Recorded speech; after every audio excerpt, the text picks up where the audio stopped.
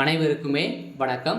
சற்று முன் கிடைத்திருக்கக்கூடிய ஒரு மிக மிக முக்கியமான செய்தி ஒன்று வெளியாகியுள்ளது.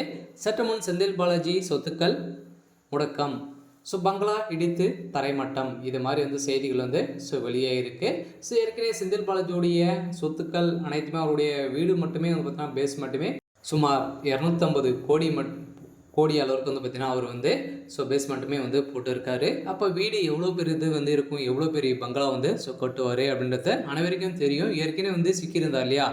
இதன் நிலையில் பார்த்தீங்கன்னா மீண்டும் செந்தில் பாலாஜியுடைய சம்மந்தப்பட்ட அனைத்து இடங்களிலும் அவருக்கு சம்மந்தப்பட்ட அனைத்து நிறுவனங்களிலும் பார்த்தீங்கன்னா சோதனைகள் நடத்திய சம்பவத்தினால பார்த்தீங்கன்னா இப்போ எக்கச்சக்கமான பணங்கள் கிடைத்திருக்கும் சம்பவம் தான் பெரும் அதிர்ச்சியை ஏற்படுத்தியிருக்கு. இருந்தாலும் ஏற்கனவே அதிமுகவில் இருக்கும்போது வேலை தருவதாக பண மோசடி செஞ்சுருக்காரு. இதைத் தொடர்ந்து ஏற்கனவே பார்த்தீங்கன்னா ஒரு வழக்கு நிலுவையில் ஒரு மிகப்பெரிய சனியனாக அவருடைய வழக்கு பார்த்தீங்கன்னா நிலுவையில் இருந்திருக்கும் நிலையில் இப்போ மீண்டும் அமைச்சராக பொறுப்பேற்றது தான் ஒரு மிகப்பெரிய தவறாக உச்சநீதிமன்றமே பார்த்தீங்கன்னா சுட்டி காட்டி வந்திருக்கும் நிலையில் இப்போ பார்த்தீங்கன்னா செந்தில் பாலாஜியுடைய கதை திண்டாட்டி இருக்கும் நிலையில் இப்போ அவருடைய சொத்துக்கள் அனைத்தையுமே முடக்க போகிறதாக உச்சநீதிமன்றம் தீர்ப்பு வழங்க போகிறதாக ஒரு பரபரப்பான செய்தி வெளியே இருக்கு. இப்போ பார்த்தீங்கன்னா மின்சாரத்துறை அமைச்சராக பொறுப்பேற்ற அப்புறமே பார்த்தீங்கன்னா ஒரு 400 கோடிக்கு மேலே ஊழல் செஞ்சுருக்காரு அப்படின்ற மாதிரி தான் பாஜகவுடைய அண்ணாமலை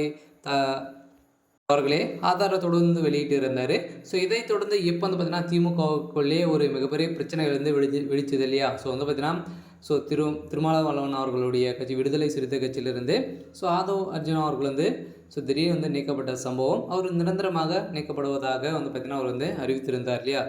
இதைத் தொடர்ந்து அவர் கொடுத்த வாக்குமூலத்தால் இப்போ செந்தில் பாலாஜியுடைய கதையும் அவருக்கு சம்மந்தப்பட்ட அனைத்து இடங்களிலும் ரைடுகள் நடந்துட்டு வரும் நிலையில் இப்போ திமுகவை சேர்ந்த அமைச்சர்களுக்கு அடுத்து பார்த்தீங்கன்னா ரைடுகள் வந்துட்டு நிலையில் தான் இப்போ ஏற்கனவே திமுகவிலிருந்து திமுக செய்யக்கூடிய தவறுகள் அனைத்துமே தெரிந்து ஒரு முக்கிய புள்ளி பார்த்தீங்கன்னா இப்போ சிக்கிய சம்பவத்தினால செந்தில் பாலாஜியுடைய அவருடைய சொத்துக்கள் முடக்கப்படுவதாகவும் அவருடைய பங்களா இடித்து தரமட்டம் செய்யப்படுவதாக ஒரு பரபரப்பான செய்தி வெளியாக இருக்குது. இருந்தாலும் இந்த பங்களா பார்த்திங்கன்னா அவருடைய தம்பி அசோக்குமார் அவருடைய பேரில் தான் இருக்குது. இருந்தாலும் செந்தில் பாலாஜி அவர்கள் இப்போ அமைச்சராக இருக்கா இல்லையா?